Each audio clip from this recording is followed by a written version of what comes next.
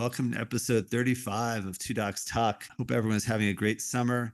It's hot here in Colorado Springs, mid 90s, which is really hot for us. Today, we have a very special episode. My wife and I recently had the opportunity to visit Abbass and his wife on their farm in Temecula. So, this episode is all about that visit. I interview Abbass. We talk about his life story, how his interest in farming relates to his interest in lifestyle medicine, which I found super interesting. We visit several of surrounding farms and get to see just lots of different fruits, vegetables, animals, and many things I didn't even know existed. I want to send a huge thank you to Abbass and his wife for hosting us. Also, their friends, Zora and her husband, Fred, and also Farah and her husband, Nasser. We just so appreciative of they let us record and showed us around and got to taste lots of different things. And I got to taste one of I think the best orange I've ever tasted on Abbass's farm right off the tree. It's pretty cool.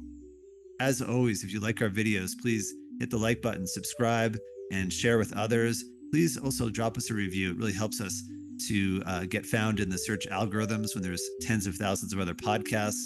We really appreciate your support. And without further ado, here is our visit to Temecula, California.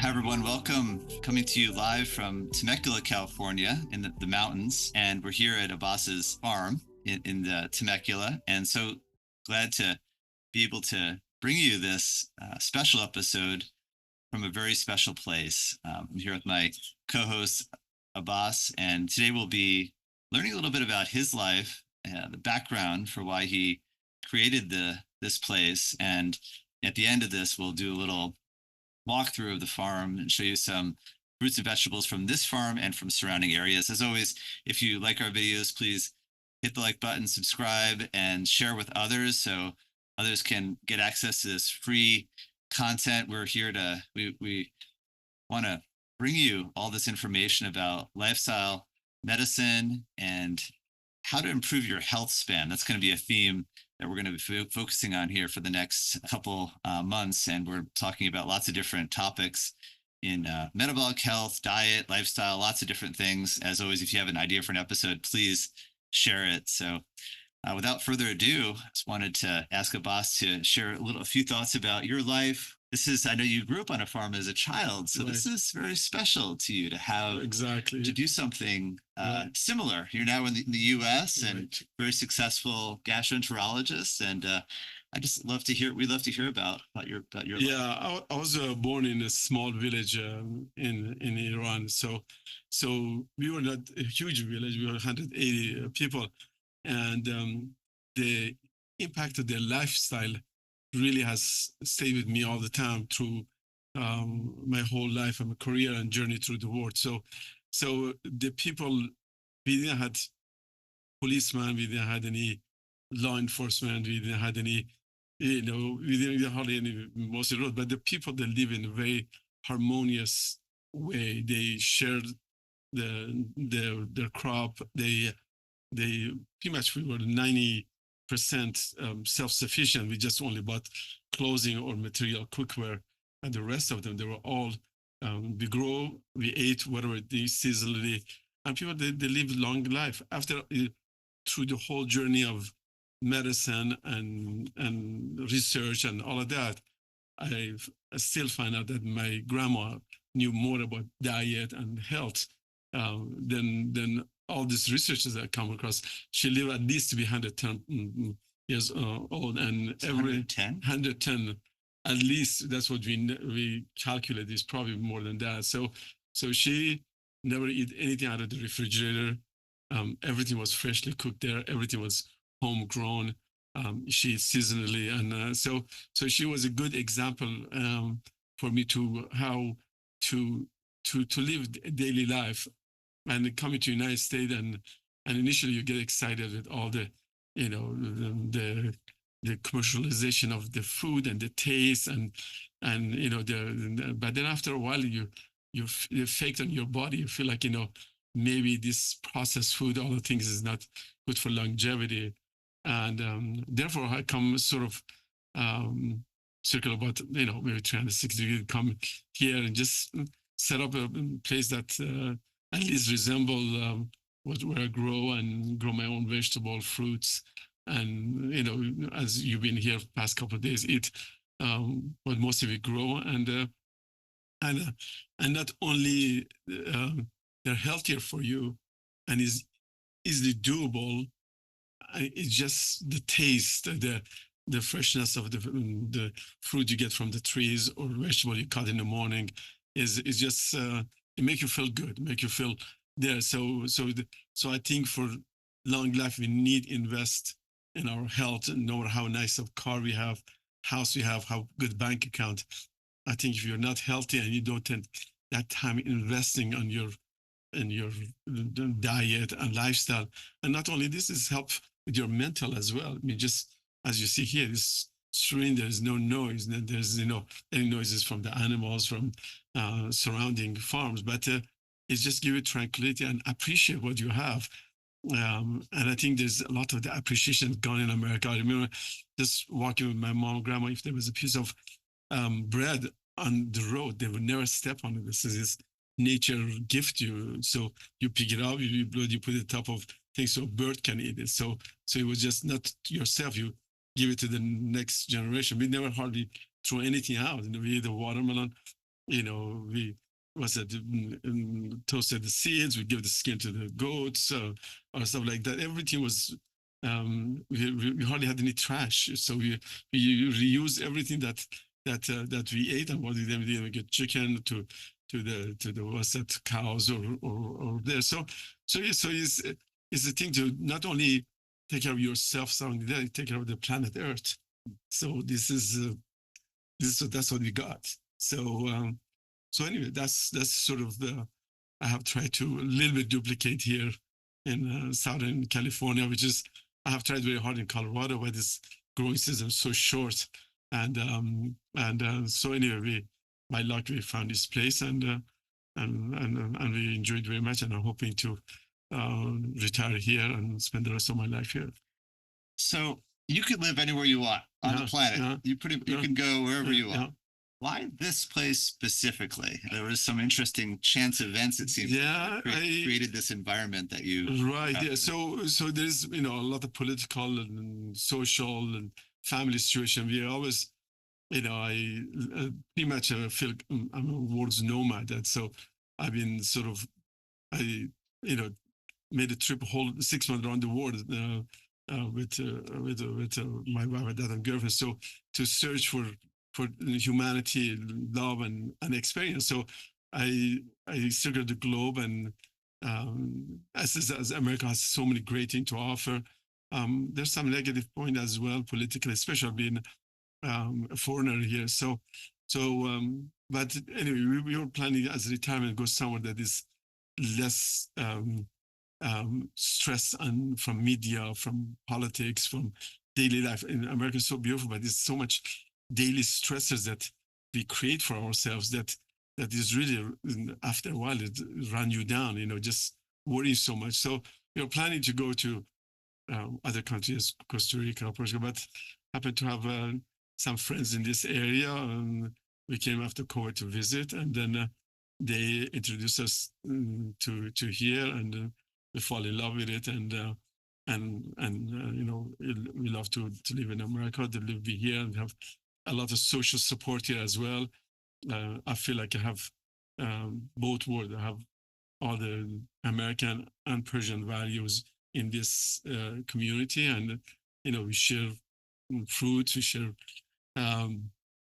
ideas about growing and its great climate, and the social life is very, very important as you get older. I think even more important than exercise. So we have a good social group here, and many friends all the surrounding area, and within 10-15 minutes, as you know, we get to what's daily your needs, the hustle bustle of the town life, or an hour to Irvine and stuff like that. So overall, we felt like this is overall is an area that suits our lifestyle, and I think is for the family also to have two boys come here and enjoy, and there and when you live in this type of environment, when you go to grocery store, you appreciate how much a farmer has done to grow your vegetable, your cucumbers, your tomatoes. You don't take granted. You don't want the perfection of that thing. So you know how much it takes dedication of putting the seed, watering, taking the weed out, cleaning it up, and then so you give it a whole different meaning that when you cook a meal or you go to a restaurant or you go to just simple grocery pickup, you know this is we take those things, simple things for granted, that the things is manufactured there, but this is, you know, how much hard work goes to this growing a tomato. So to give you more appreciation of life. You mentioned connection, and that seems to be a common theme here: connection with the land, with nature, with the nature, plants, just the people here, and that having that social connection. That's huge. That's huge. And having that, it seems like that's a key piece of that, and maybe something we've lost in America, or something that we've forgotten about, but we can rediscover perhaps. Exactly. I mean, you can be in Garden of Eden, you can be in the Rose Garden. If you're alone, you know, you can smell and enjoy it so far. Is the sharing and the surrounding, the environment with friends, and that's what give you a sort of positive reward. So being there, and I think here we're having so many good friends and accessibility to a lot of people from back home, and also diversity with the culture. It gives you just a positive thing to you know, not sit at the table alone. Yeah, you can make the perfect meal and you can enjoy it for 10-15 minutes, but when you share it for an hour or two with friends, or you're cooking, take it somewhere else, they bring you something. You know, we come here, our friends bring eggs, somebody bring honey, somebody bring jam, somebody bring, you know, different things. So it's just it's a very community what's that interaction that every morning you look forward to do the same thing, to do the process and give it back to who it gives you. So and living too close to the nature is just, I appreciate that there's many animals, bugs, stuff like that. You have to coexist. Just wanted to go back, Abbass, a little bit to your childhood and growing up with your grandmother, who had a health span which I think would say modern medicine, right now we struggle to get to 100. She like blew past 100, and she was active up to, you know, nearly until the last 6 months or so. Yeah. Of her life. So. And the reason we don't know her exact lifestyle, because when she got close to 90, she wanted to fly. She was a very well traveled woman, and they says because of her age, you know, going international flight is 90s so risky. So she somehow, because there's nobody from her there, she says, I'm not 90, because there was no well documentation of her birthday. So she subtracted 10-15 years from her her life. So that's why the end that nobody knew exactly. We knew that she's probably 110 plus. That's based on just like the era which she was born, and events near the time that she was. Yeah, because at that time there were no, you know, documentation like you do. You know, where you're born, especially in smaller village, every so often. But so you know, the last maybe 70-80 years that we have, you know, like Western documentation of birth and all of that. So before that, you know, people, they knew, they wrote it in a piece of books and were born, and from her era, not too many people. It was no big deal. The interesting thing is when you live in those things, this milestone that we put for ourselves are meaningless. Like, you know, your anniversary, your birthday, your you know, the traditional New Year's, those things are important. But every day is precious. You just live from that day on. You don't have this, you know, 18 you do this, 20 you do that stuff. Like, you just, you know, from the time I was born, I've been working, and not because of child labor. Just is a part of family things you do in a small village. You know, you pick up the eggs in the morning. You help your dad do that, and when you go to school, you come here, you go fetch the goats, or you do this. Or, you know, we had no running water, we had no electricity, we had to turn the lanterns on at night. You had to fetch the water for the evening, and this is a part of that you grow. Your sister, everybody does it. It's a teamwork. and we didn't need no sleeping pills. We didn't know, we had no anxiety, stressors. I mean, it was just, there was not too much today's that, I see my own kids, stuff like that. So much social stresses. That was just what they expect you did it. And we said with all the technology, with all the knowledge, I feel like the happiness have to come with you inside you, and the more simple your life it is, I think the more happier you get. So sometimes the more greed, the more you want, the more then the more worry, the more stressors, the more car you have, the more so so so the lifestyle and just living um good food. And we eat seasonally, we eat where we grow. For example, summertime we really eat meat.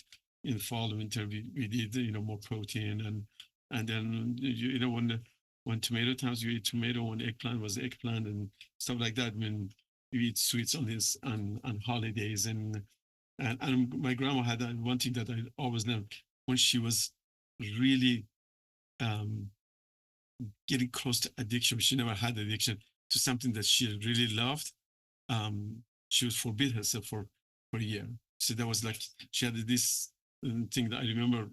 She had a bunch of chicken, and she always had eggs. One year she didn't eat eggs. Just I'm just getting too much, or sugar. Sometimes she would not eat sugar for 6 months or a year. Or she just had that discipline on her life that doesn't let the temptation guide her. It was the common sense, and healthy living was more common. So she you have to have that control, like that's how we stop the addiction. I think just whether it's sugar, whether it's consumption of too much carb or alcohol, drugs. So when you let yourself go, then that little things in your mind was to ask you more and more. So it was a simple life. And I have been around. I've been in US now almost 47 years, and traveled to many continents and many cities, and I've been lucky to have so many great friends, and I'm always learning and educating. So after all of that, it comes to really live a simple life and appreciate the planet Earth. Yeah, well, certainly it's been a huge learning experience for me and my family to learn from you and your family, and or you learn from each other. We are just so appreciative, and I also hope our listeners can learn a lot about what we're trying to do here with this with our podcast. And we want to keep this podcast forever free and something that is available for everybody. We don't hold the answers to everything. It's we're all learning every day. Exactly. I said the life is like a beautiful bright light come from the sun, and you put a prism to it. Everybody see different view, and doesn't mean they're wrong. So it's just we learn from each other. You learn every day by experience. Failure is you grow vegetable, you think you fail, and then the next time you learn to do it better. So failure is an introduction to success, and sometimes those little things make you appreciate the food better. There's a little there's just the herbs, the spices, and just walking there in the morning, just taking the weed off. It's just it's the life. What you put into it, that's what you get. Have there been any themes things that you learned? We've done now episode 34, so we've done 33 episodes. We've been doing this a couple of years. Anything that you would like to highlight, or anything that you think is important for the listeners? I think every episode I have learned. Once you as that when we teach stuff like that, you learn more about yourself. So every time I've been trying to preparation for every topics, I think I have gained more knowledge, and I cover it to my daily life. So because knowledge is the power, but knowledge is only a power if you use it. So now every episode for me, whether it was exercise, whether it was glycemic index, whether it was sugar, or study about best diet, all of these things, I think I have learned tremendous thing, and also not for myself learning about my patient. I think I learn more about my patient. No more as you know, medicine, no matter how much you know, but as a patient comes that is different. And when you do study that and you learn, so this is, just so not everything's there's no one roadmap for everybody.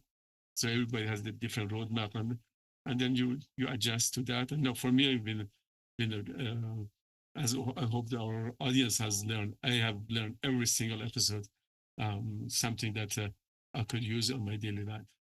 Yeah, same here. It's been a journey, as I agree.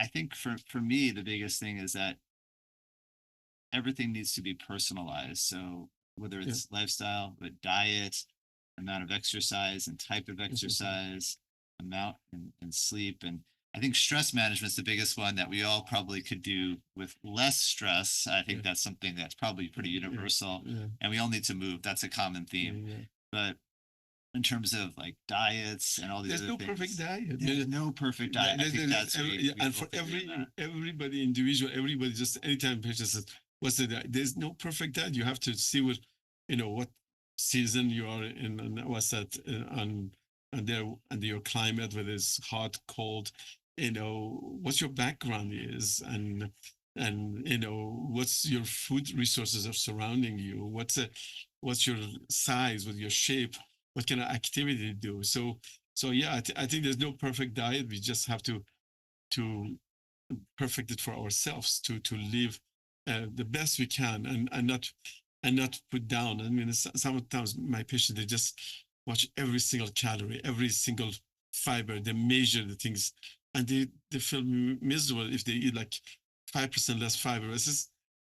That's not you have to go live the life and enjoy it and be just reasonable. I think being reasonable and not criticize yourself, and there, I think that's the key thing about. And the exercise, the same thing. Some people, the body is different. As embryological, we look at ourselves, we are versus endoderm or mesoderm or what's that, ectoderm. So skinny, and a lot of times the skinny is the healthiest thing. But no, I have so many patients skinny and they eat terrible food and they got heart attack. So it doesn't mean that you're skinny, that by the same time, well, of course you have to be limited, your body weight, but at the same time, some people, there is sort of their body morph is different, and they lived a long life. So if you go to really a nursing home and look at people at 85 and above, they're 5-10% above their body weight. And that's because during the illness, you need to have some little reserve as you get old. It doesn't mean that the skinny people do. So you have to be balanced to see. I tell everybody, be like grandparents, because our ourselves and our just parents, they learn with this modern food and all of that. So we had some mishaps. But you go a couple of generations back that they cook at home, everything that they produce, and they were a little more satisfied with their lifestyle and their. So I think that's you have to learn from your grandparents and then plan your future. I've read books from dozens of different authors: Peter Attia, Mark Hyman, Michael Greger. You can just go down the list, and all these folks have different perspectives. And so what I've tried to present here, what we've tried to do here as part of this podcast, is to present different options and different perspectives on lifestyle. It's not a one size fits all. No. And for me in particular, the use of technology, I feel like the last 50 years, we've kind of been living in an uncontrolled experiment with technology. Right. And what I'm trying to do, and I have not been successful yet, but I'm working on it, is trying to just stay ahead of the curve a little bit to better understand all these things, and also try to find the good in this, and also identify some of the hazards so we can get ahead of them a little bit. I mean, Right. wouldn't have been helpful the last 20 years with the advent of cell phones to start limiting their use in children, maybe Right. before we recognized some of those issues, or at least had some, had some idea that, oh, maybe this isn't the best thing for 4-year-olds to be playing with So you're right. all day. Yeah. Maybe just limit them to, or just not use it until they're, I don't know, 10 or something, or, have some type of restriction on. Now we're restricting kids. We're trying to ban them from schools. I feel like we're just behind. We're behind. And then it makes it tougher when you're Exactly. used to certain elements. When you can pick up your phone and Google. And as you remember, when we were in medical school or college, we had to go to the library, spend hours of researching. Microfiche. Yeah. So to write a paper it took forever. So now everything is your favorite, which is great. One is you need it, but at the same times it can take you to these rabbit holes that they're not good for you. I mean, and your mind need experience of, you can watch the flowers on a computer or there, but it wants to go to the scene and smell it and taste it, stuff like that is a little different. So yeah, the technology I think is just it has been incredible. I mean, I remember when I was going to China, the fax came out and instead of writing letter, waiting for 2-3 weeks get result, and there it was amazing that you put the things in this machine and they got it, immediately. And the next day they put there and get back. This was like, so, yeah, Wow. it was 1994 or so when I was going there. It was just an amazing thing in the early 90s to have even a fax machine. Today, of course, with email and other things, I says they're all great, but we need to know what fits our life and what make it better and not harm our life from that. So sometimes it's a little too much, Yeah. too fast, too. And the challenge is that we're on this curve. All these technologies are following an S curve, and they have that deceptive phase, and all of a sudden they hit. Right now we're in the upward, straight up of AI, and how that influences, or AI is going to be impacting heavily for the next 5 to 10 years.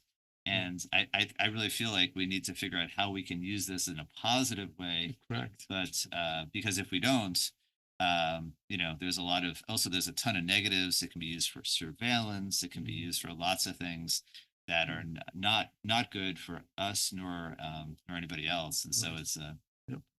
Yeah, I think keep the life simple, appreciation of what you have, and share with others. And I think that's, I think it's not. It's the same time. There's quote most people have read. So it's not how many minutes you live in the life, is how many moments it takes, moment that take you right away. So do we have to add more moment in our life every day to just be positive thing for ourselves and surrounding people and our children, and in those moments I think very, very important, take time for. Well, I can say that from my family, and then thank you so much for hosting us. We've had many minutes here on your farm, and please thank and we want to thank you, Rebecca, and just thank you for hosting us and for allowing us to do this podcast from your You're farm. very welcome. It's my pleasure and honor, and as I say, it's as my father says, a house without a guest is just a building. So, and a farm without having guests here is just another thing. So we love to have you. We have friends here. So that's sort of interaction, and that's what life is all about. Thank you so much. You're very welcome.